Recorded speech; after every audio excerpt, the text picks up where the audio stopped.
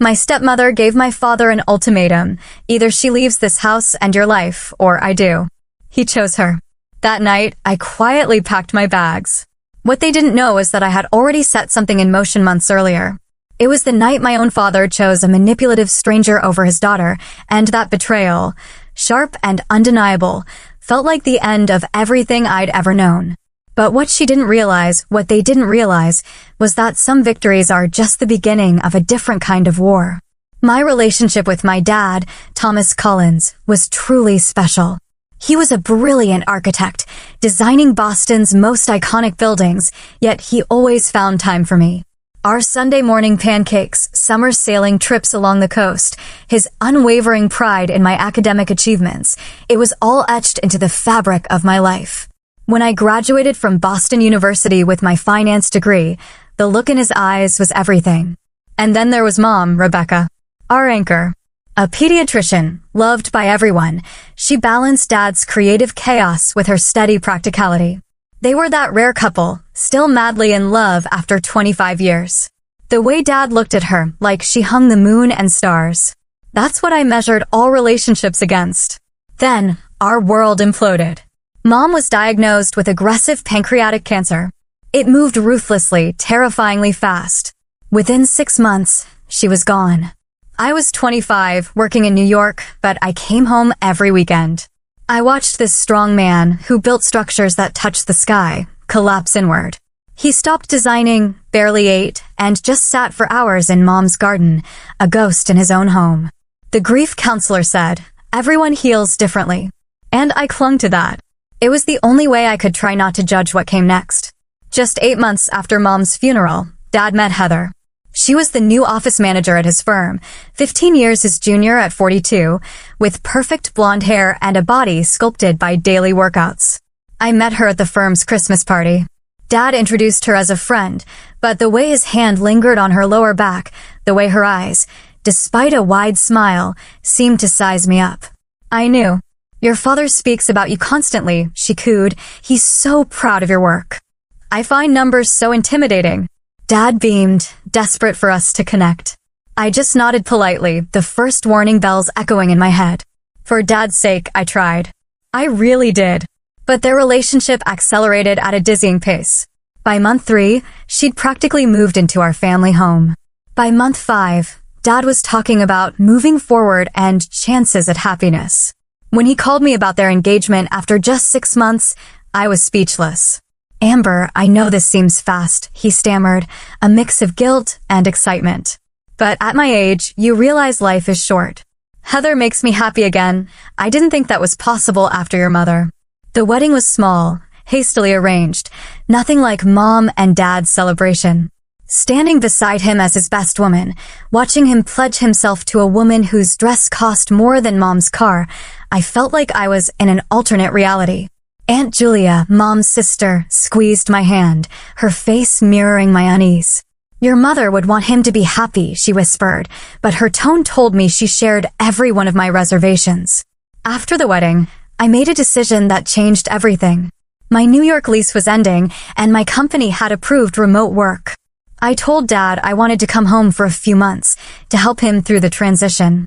In reality, a cold dread had settled in my gut. Something was profoundly off about Heather. The warning signs were subtle at first. Within a week, Heather rearranged Mom's kitchen, calling the old setup inefficient.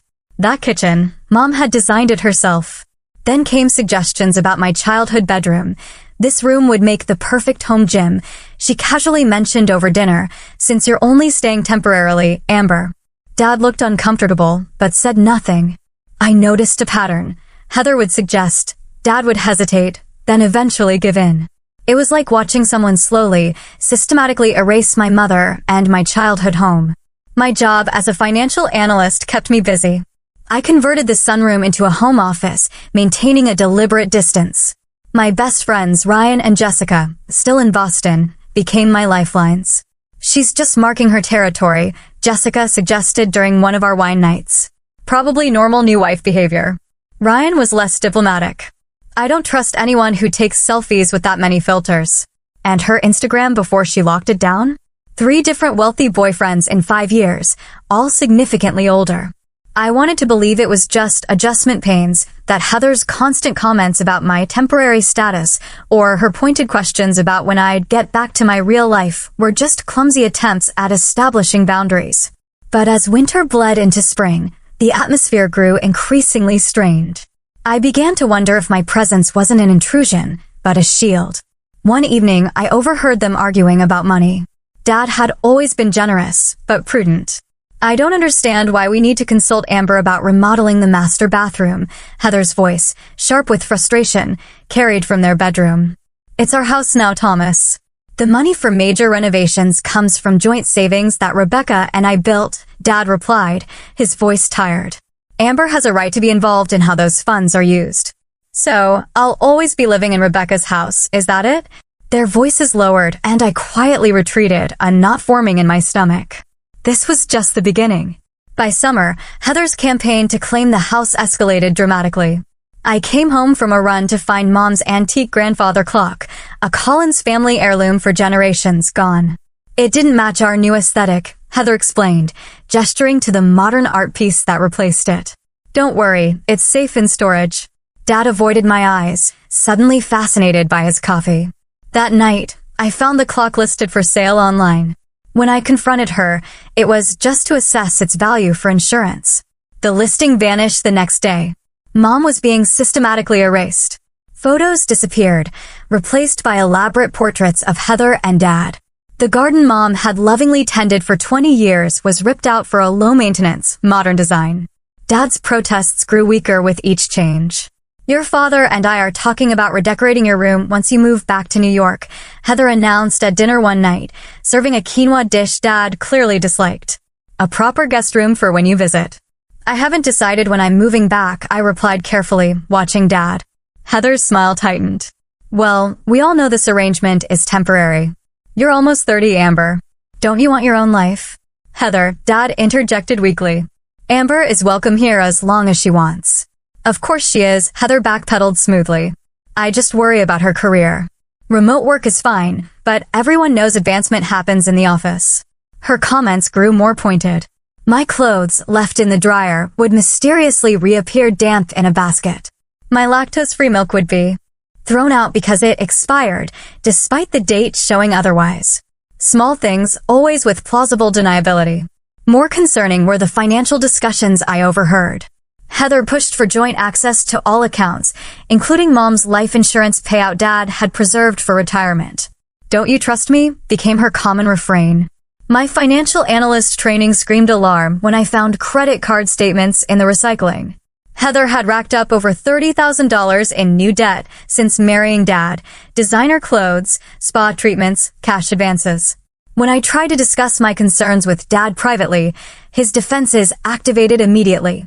Your mother has been gone for almost 4 years, Amber, he said, pain and defensiveness mixing. I'm allowed to move on. Heather makes me happy. I want you to be happy, Dad. But I'm worried about how quickly things are changing. Change is part of life. You need to accept that Heather is my wife now.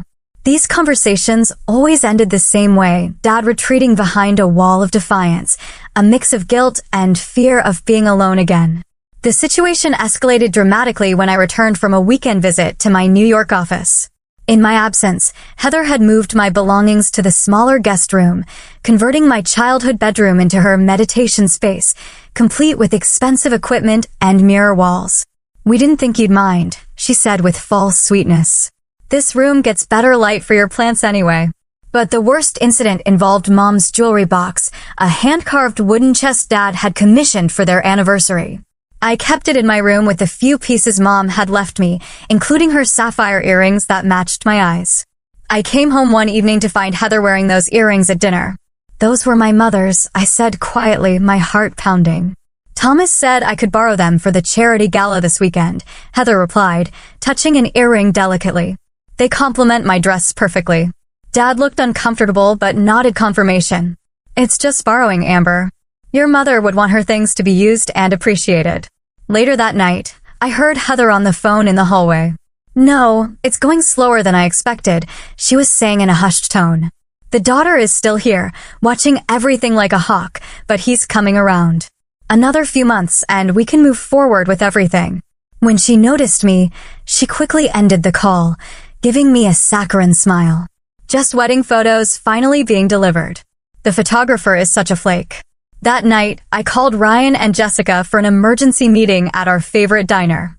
She's up to something, I insisted, over coffee and pie. This isn't just about territory anymore. Jessica, ever the pragmatist, leaned in. Have you considered hiring a private investigator? Something about her story doesn't add up. Ryan nodded vigorously. My cousin went through something similar. His dad's wife had 3 previous marriages she'd never disclosed. Their concern validated my own. It was time to dig deeper into exactly who Heather Collins, formerly Heather Mitchell, really was. I began my investigation methodically, applying the same analytical skills I used for vetting investment opportunities. A basic background check revealed a troubling pattern. Heather Mitchell had legally changed her name twice. Born Heather Wilson, she became Heather Daniels through marriage, then Mitchell after divorce. This alone wasn't damning, but her financial history raised serious red flags. 3 bankruptcies in 15 years, a foreclosure, multiple maxed-out credit cards, and a pattern of relationships with wealthy older men following each financial disaster. Through careful social media research, I identified her previous husband, Richard Daniels, a successful real estate developer in Chicago. Finding his son, Michael, proved surprisingly easy. After an initially cautious response, he agreed to a video call. So, she found another one, Michael said, his expression grim. My dad was 62 when he married her. Within 2 years, she'd convinced him to change his will, liquidate retirement accounts for investment opportunities that never materialized, and distance himself from family who raised concerns. My stomach tightened. By the time Dad realized what was happening, she'd transferred over $600,000 to accounts he couldn't access. The divorce was ugly. He died 6 months later. The doctor said heart failure, but I know it was a broken heart. Michael shared documents revealing Heather's manipulative tactics and financial exploitation. The pattern was chillingly similar to what I was witnessing with Dad. Armed with this knowledge, I needed evidence from our home. I installed a small security camera in my bedroom. Within days, I captured footage of Heather methodically searching my drawers and documents, photographing financial statements, even testing combinations on my small safe.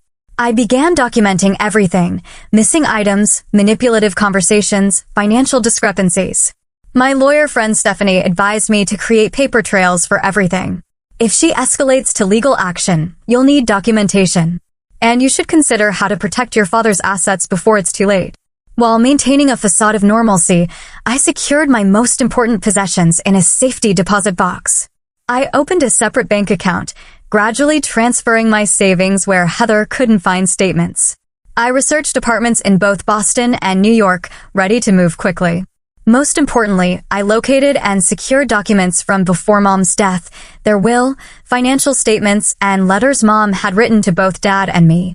These weren't just legally important, they were irreplaceable memories I couldn't risk losing. One rainy afternoon, Dad's longtime business partner, Martin, called me.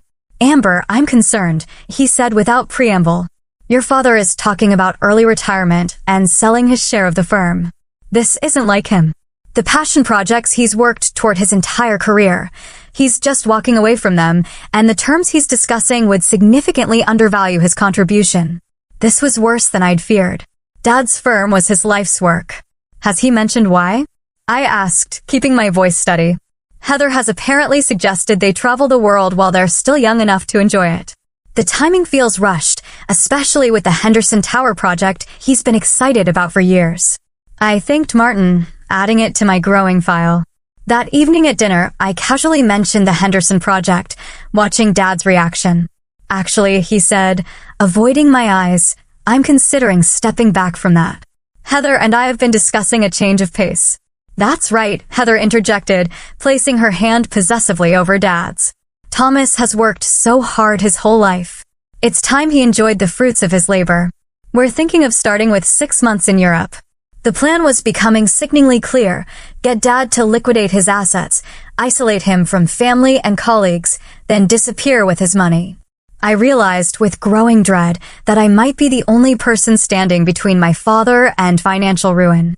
That night, I finalized my contingency plan. I needed to be strategic. Confronting Heather directly would only push Dad further into her control. I needed irrefutable evidence and the right moment to present it. In the meantime, I had to prepare for any scenario, including being forced to leave my home. Little did I know that moment would come sooner than I expected. The evening began deceptively normal. I'd spent the day researching short-term rentals and speaking with a forensic accountant. Exhausted but determined, I joined Dad and Heather for dinner, her latest attempt at replicating Mom's famous lasagna. It missed the mark by miles. Dad seemed unusually quiet, though Heather chattered enthusiastically about redecorating plans for Thanksgiving, despite it being only August. I'm thinking a completely modern approach this year, she said, serving herself more wine, silver and white theme, minimalist centerpieces. The traditional look is so dated. Mom's Thanksgiving decorations are in the attic, I mentioned casually. The ones she hand-painted. Dad flinched slightly. These small references to Mom always created tension now. Oh, those old things? Heather waved dismissively. I donated them to Goodwill last week. They were just collecting dust. I set my fork down slowly. You what? They were cluttering the attic. Thomas and I agreed it was time to clear out some of the old to make room for our future. I looked at Dad, who suddenly seemed intensely interested in his food. Did you know those were Mom's handmade decorations? The ones she worked on every year with me. Amber, Dad sighed. We can't keep everything. Life moves forward. That wasn't your decision to make, I said to Heather, my voice shaking slightly with contained anger. Those belong to our family, not just to Dad. Heather's expression hardened. This is our house now, Amber. Thomas and I make the decisions about what stays and what goes. It's been our family home for 28 years, I countered. You've been here for 10 months, and yet you still act like you're the lady of the house, following me around, questioning every decision, monitoring our spending like you're Thomas's guardian. I'm concerned about how quickly things are changing, I said, trying to keep my voice level. Dad, you have to see what's happening. The heirlooms being sold, your sudden retirement plans. You've been checking up on me at work. Dad interrupted, looking utterly betrayed. Martin called me concerned. You've never mentioned wanting to retire early before, Heather. Heather slammed her wine glass down. This is exactly the problem, Thomas. She's trying to come between us. She can't accept that you've moved on, that you have a new life now. That's not true, I protested. Dad, I want you to be happy. I'm worried about what? Heather cut in, standing. About losing your inheritance? About not having Daddy's attention all to yourself anymore? Heather, please, Dad attempted weakly. No, Thomas. It's time we address this. Her voice rose. Ever since we got married, she's been undermining me, questioning me, making me feel unwelcome in my own home. I've tried to be patient, to understand she's still grieving her mother, but it's been almost 4 years. Don't you dare use my mother to manipulate the situation, I said, standing as well. This isn't about grief. This is about you systematically erasing her existence and isolating Dad from everyone who cares about him. You see. Heather turned to Dad, tears suddenly appearing in her eyes. This is what I deal with when you're not around. Accusations, disrespect. I can't live like this anymore, Thomas. Dad looked pained, trapped between us. Amber, Heather is my wife. You need to respect that. I've tried, Dad. But have you noticed how your friends don't come around anymore? How you're suddenly considering abandoning the firm you built? How family heirlooms keep disappearing? Enough. Heather shouted. I won't be accused like a criminal in my own home. This ends tonight, Thomas. Either she leaves this house and your life, or I do. I mean it. I can't take another day of this tension. The room fell silent. I held my breath, watching Dad's face as he processed the ultimatum. I expected him to object, to refuse such a ridiculous choice. Instead, he looked at me with resignation in his eyes. Amber, he said softly. Maybe it would be better if you did move back to New York. You're an adult now. You have your career, your own life to build. Perhaps we all need some space to adjust. The betrayal hit like a physical blow. After everything we'd been through, after my efforts to protect him, he was choosing her ultimatum over our relationship. I see, I managed to say, my voice surprisingly steady despite the thundering heartbeat in my ears. It's not that I don't want you in my life, Dad continued, not meeting my eyes. But this situation isn't working. Heather is my wife now, and you need to respect our marriage. Respect works both ways, Dad. Heather smiled triumphantly. You could stay with a friend while you look for an apartment. We'll help with the security deposit, won't we, Thomas? I looked at this woman who had manipulated her way into our lives, at my father, who had fallen under her spell and made a decision. Fighting now would only push Dad further away and strengthen Heather's control. I understand, I said finally. I'll make arrangements.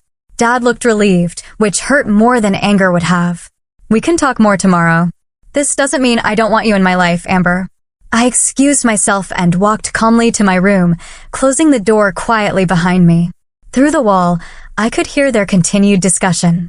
Heather's voice, now soothing and victorious. I pulled out my phone and sent identical text messages to Ryan and Jessica, Operation Backup activated. Need place tonight. Both responded immediately with offers. I chose Jessica's, knowing her apartment building had better security. I packed methodically, taking only essentials and irreplaceable items, photos, documents, and the few pieces of Mom's jewelry I'd kept hidden. The emergency bag I'd prepared weeks ago contained everything important. I wrote a brief note for Dad. I love you too much to watch what's happening. When you're ready to talk without Heather present, call me. I'll always be your daughter. At 11:30 p.m., with Heather and Dad's bedroom light off, I quietly carried my bags to my car and drove away from my childhood home, tears finally falling freely as the house disappeared in my rearview mirror. But beneath the pain was a steely determination. This wasn't surrender, it was strategic retreat. Heather thought she'd won by forcing me out, but she had no idea what I had already set in motion. Jessica's guest room became my war room. The next week was the hardest. Processing the betrayal while maintaining composure to execute my plan required every ounce of emotional control. Dad texted daily, awkward messages that danced around what had happened. Hope you're settling in okay. Let us know if you need help moving your remaining things. We should have dinner soon, just the two of us.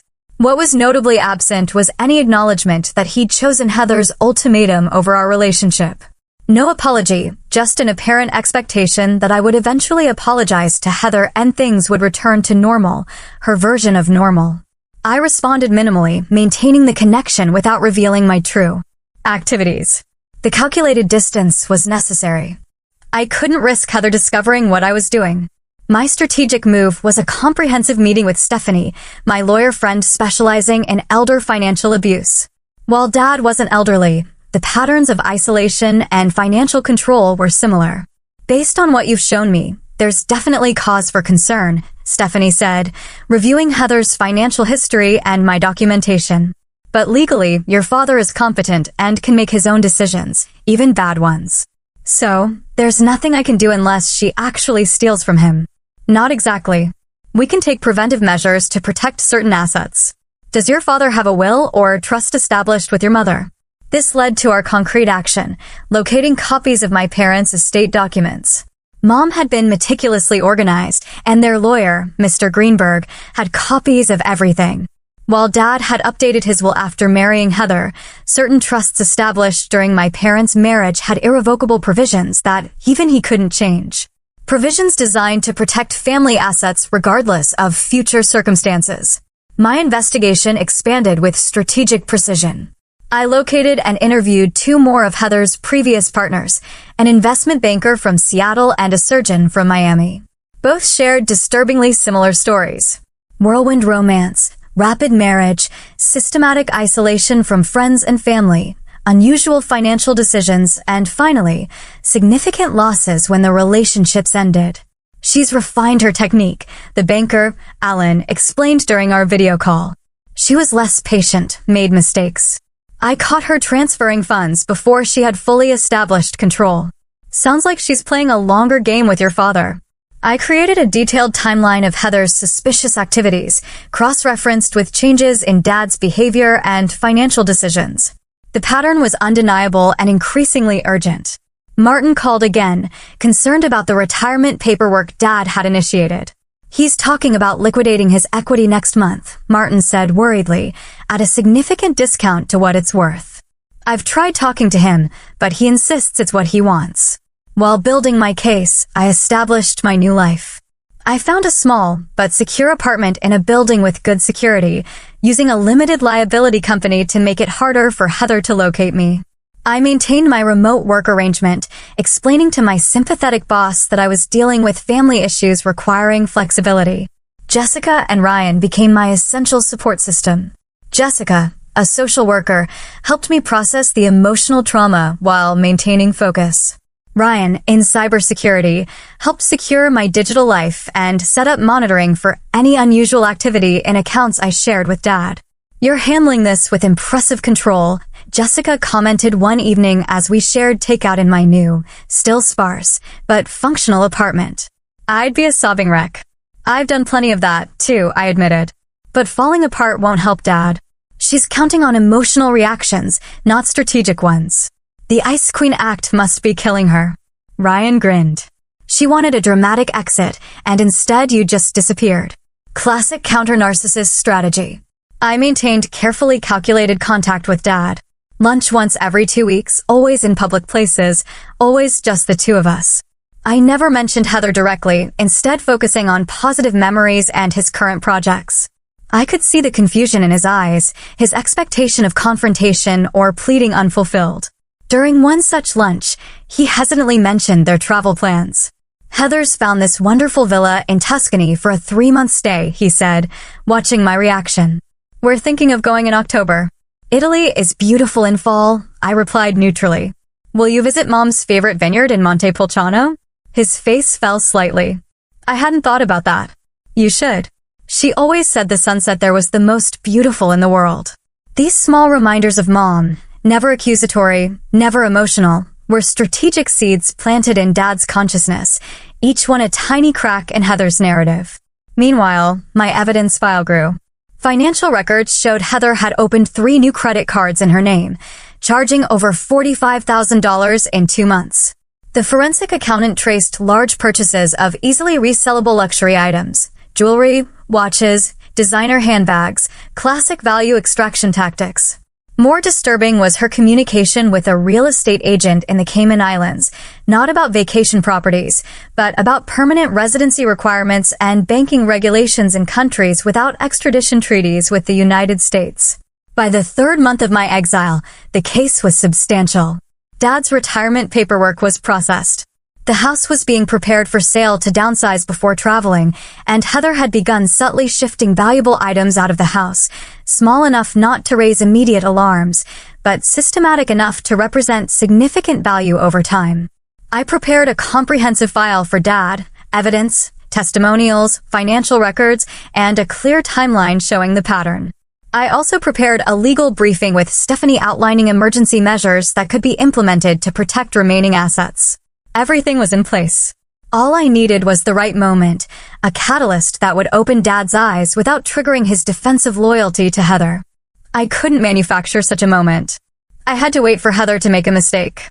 The wait was agonizing but necessary. Stephanie reminded me repeatedly that approaching too soon would only strengthen Heather's position. "She'll paint you as jealous and manipulative," she warned. "We need undeniable evidence that even your father can't rationalize away." Then, on a rainy Tuesday evening in October, exactly as they were finalizing their Italy plans, the moment arrived. Dad called me, his voice shaking with an emotion I hadn't heard since Mom died. "Amber," he said, the word barely audible. "I think I've made a terrible mistake. Can you meet me?" "Not at the house. Somewhere private." "Murphy's Diner?" I suggested, naming our old breakfast spot from high school. "Perfect. 30 minutes. I arrived first, choosing a booth in the back corner. When Dad walked in, the physical change shocked me. In just 3 months, he seemed to have aged years. The confident architect who commanded rooms was gone, replaced by a man with slumped shoulders and darkened circles under his eyes. "Thanks for coming," he said, sliding into the booth. The waitress, recognizing us, brought coffee without asking. "What happened?" I asked gently. Dad stared at his coffee. "I was going through some paperwork for the Italy trip, financial documents for the extended stay visa. There were discrepancies I couldn't explain." He pulled out his phone, showing me screenshots of bank statements. Large withdrawals I never made, over $200,000 in the past 2 months alone. "Did you ask Heather about them?" "She had explanations," he said, his voice flat. "Travel deposits, property consultants, but something didn't feel right. So, I checked our safe. The one in my office closet. His voice broke slightly. Your mother's diamond necklace is gone. The one from our anniversary, and her sapphire ring. Heather told me last month she was taking them for cleaning, but when I called the jeweler, they said they had no record of it. I reached across the table, taking his trembling hand. What else? I found papers in her desk drawer, ownership documents for a property in Grand Cayman I knew nothing about, and a passport in her legal name, but with a different birth date than what she told me. Each revelation seemed to physically pain him, as if saying the words aloud made the betrayal more real. Then today, he pulled out his phone again, showing me text messages. She left her phone unlocked when she went for a run. These messages with someone named Marcus discussing when to finalize everything and references to offshore accounts. My heart ached for him even as I felt vindicated. Dad, I'm so sorry. I confronted her when she got back. His voice hardened. The things she said, Amber, how I was pathetic for snooping. How it was her turn after watching her mother struggle financially. When I mentioned calling our lawyer, He paused, a flush of shame crossing his face. She threatened to take everything if I didn't play along with her plans. Said no one would believe me, that she'd tell everyone I was becoming senile, like my father did. My grandfather had suffered from Alzheimer's.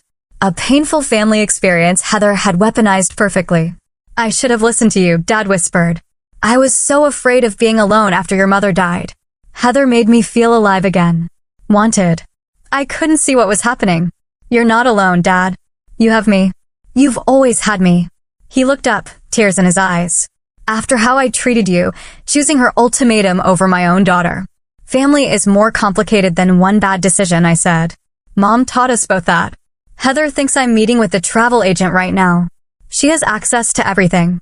I don't know what to do next, Amber. She has access to everything. This was the moment I'd prepared for. I reached into my bag and pulled out a flash drive. I have something to show you, Dad.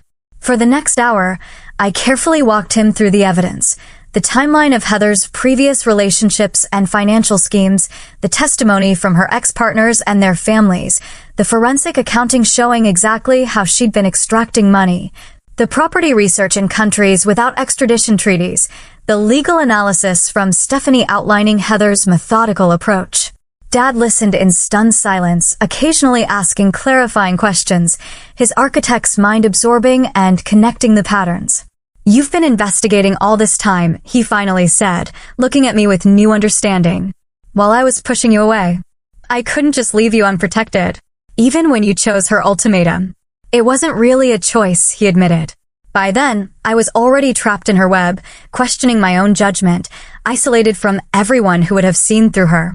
Classic manipulation, and I fell for it completely. She's good at what she does, Dad. You're not her victim, but I want to be her last, he said with sudden resolve. What do we do now? I outlined the plan Stephanie and I had developed. Immediate financial triage, changing passwords, freezing joint accounts, securing remaining valuables, then legal steps to protect what remained of his assets. Finally, confrontation with the full weight of evidence and legal counsel present. She'll try to manipulate you again, I warned, to make you doubt yourself and the evidence. Not anymore, Dad said with a firmness I hadn't heard in years. I've spent my career analyzing structural integrity. Once you see the fatal flaw in a design, you can't unsee it. I see her clearly now, Amber. We agreed to meet the following morning at Stephanie's office to begin implementing our plan. As we prepared to leave, Dad paused, looking at me with profound regret. I failed you, Amber. Failed your mother, too. She would be so disappointed in how easily I was deceived. Mom would understand better than anyone the power of grief, I said gently. And she'd be proud of how we're fixing this together. For the first time in months, Dad hugged me, really hugged me the way he used to. You're so much like her. Strong, clear-headed, and fiercely protective of family. I had good teachers, I replied, returning his embrace.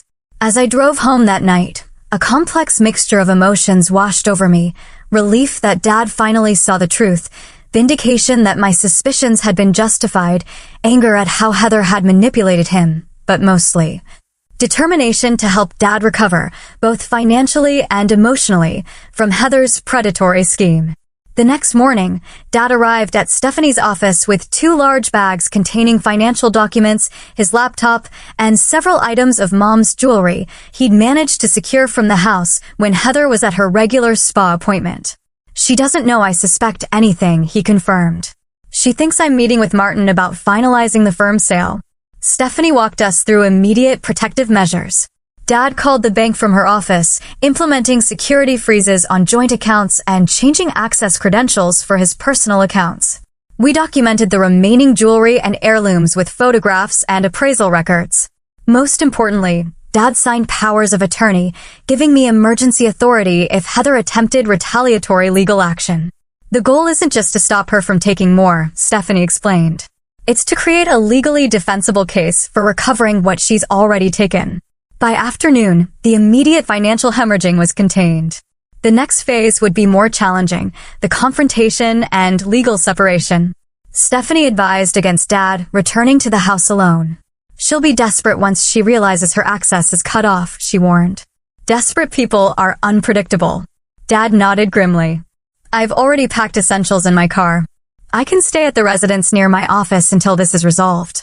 As we finalized plans, Dad's phone buzzed repeatedly with texts from Heather, increasingly urgent messages asking about bank access issues.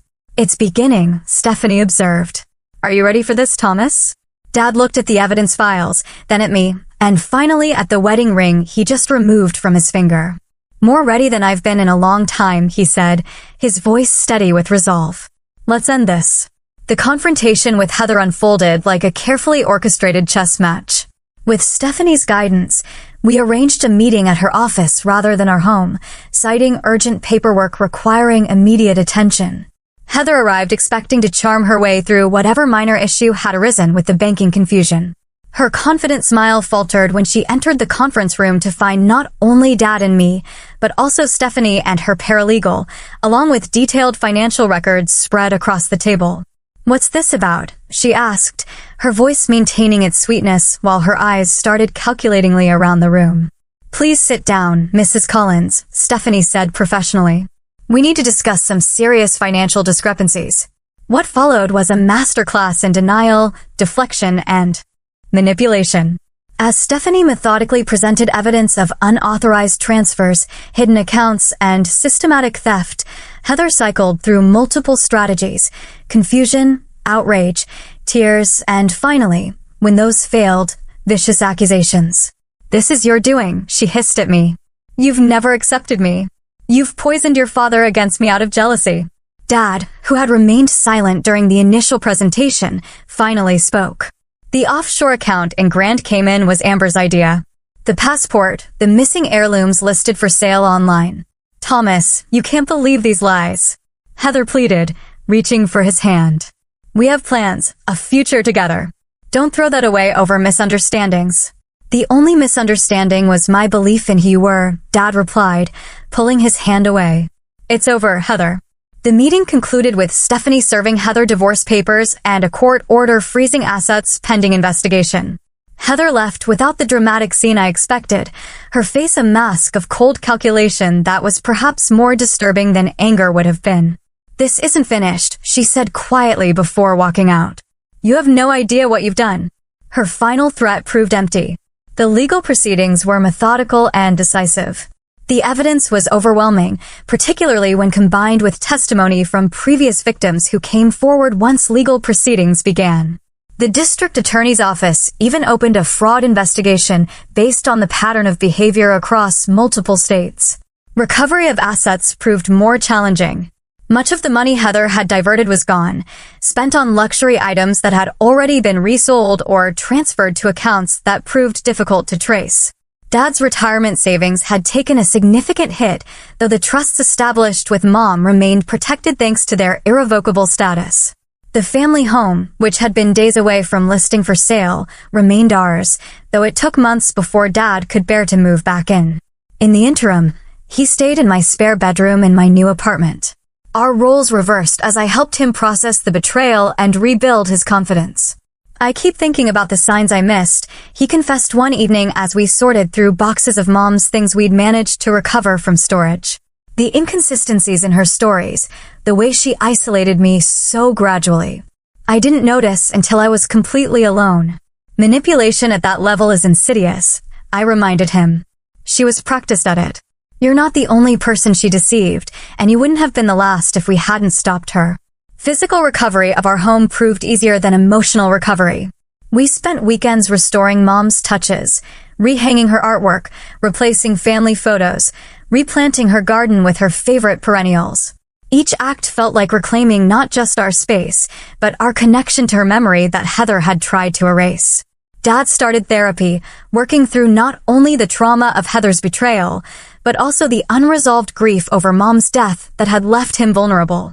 The progress was slow but steady, marked by small victories like the day he genuinely laughed for the first time in months, or when he called Martin to discuss returning to work on a consulting basis. Our Sunday dinner tradition was reestablished, sometimes at home and sometimes at Mom's favorite local restaurants. During one such dinner about 6 months after Heather's departure, Dad raised his glass in a toast. To my brilliant, stubborn daughter who saved me from myself, he said, his eyes clear and present in a way they hadn't been even before Heather. And to Rebecca, who somehow managed to raise a daughter strong enough to stand her ground even when I couldn't. I learned from the best, I replied, clinking my glass against his. Both of you. In a surprising development, I formed connections with several of Heather's previous victims and their families. What began as information gathering evolved into a support network and eventually an advocacy group focused on raising awareness about financial exploitation in relationships. Michael Daniels, Richard's son from Chicago, became particularly involved, using his legal background to help strengthen protections for vulnerable individuals. Dad's healing continued in unexpected ways. He gradually reconnected with friends Heather had pushed away, rebuilt his professional network, and even after a year had passed, began tentatively dating again. This time with a level of caution and awareness that was healthy rather than fearful. I'm having coffee with Catherine from the Hospital Foundation Board, he mentioned casually one day. Just as friends, but it's nice to have conversations again. Mom would approve, I told him sincerely. She always said you were too special to ever be alone. As for me, the experience transformed my perspective on both family dynamics and my professional path. I remained in Boston, accepting a promotion that allowed me to maintain my roots while advancing my career. The skills I developed during the investigation led me to specialize in fraud detection within my financial firm, helping others identify and prevent similar schemes. The final chapter of Heather's story arrived unexpectedly in an email from the district attorney's office 18 months after our confrontation. She had been arrested in Arizona for attempting a similar scheme with a retired surgeon. But this time, her potential victim had seen warning signs, partly due to an awareness campaign our advocacy group had launched in cooperation with senior financial protection organizations. Your work made a difference, the assistant DA wrote. The surgeon's daughter had attended one of your workshops and recognized the pattern immediately. That evening, Dad and I sat in Mom's garden, watching the sunset over the trees she had planted decades earlier. Do you think we were naive? I asked. Dad considered the question thoughtfully. Not naive, perhaps too trusting, which isn't entirely a bad thing. The world needs trust to function, but now we balance that trust with awareness. Like Mom's favorite saying about bridges, I smiled. Designed for beauty, but built for strength. Exactly, Dad nodded, his expression peaceful. The experience was painful, but I wouldn't trade the wisdom it brought us, or the way it brought us closer together. As darkness fell and the stars appeared, I reflected on the journey we'd navigated. Heather had intended to destroy our family and nearly succeeded. Instead, she had inadvertently strengthened bonds that could never be broken by ultimatums or manipulation. In trying to force Dad to choose between us, she had actually ensured that he would eventually choose what truly mattered, family, integrity, and the authentic connection that no scheme, however clever, could permanently sever.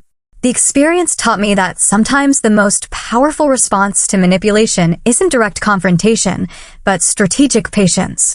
By stepping back rather than fighting on Heather's terms, I had created space for truth to emerge in its own time.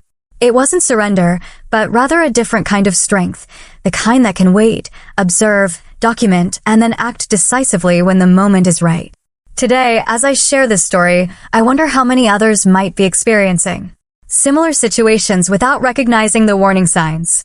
Has someone in your life been isolated from friends and family? Have you noticed sudden financial decisions that seem out of character? Trust your instincts when something feels wrong. They're often trying to protect you from dangers your conscious mind hasn't fully processed yet. I'd love to hear your thoughts or experiences in the comments below. Have you ever had to make a difficult strategic retreat to ultimately win an important battle? How did you navigate complex family dynamics during a crisis? Your insights might help someone else who's struggling with similar challenges. If you found value in my story, please like and subscribe to support the channel and share with anyone who might benefit from these lessons. Remember that sometimes the strongest choice isn't fighting back immediately, but rather preparing wisely and choosing the right moment to stand your ground. Thank you for listening to my journey. Sometimes life's hardest challenges reveal strengths we never knew we had and connections that can never truly be broken.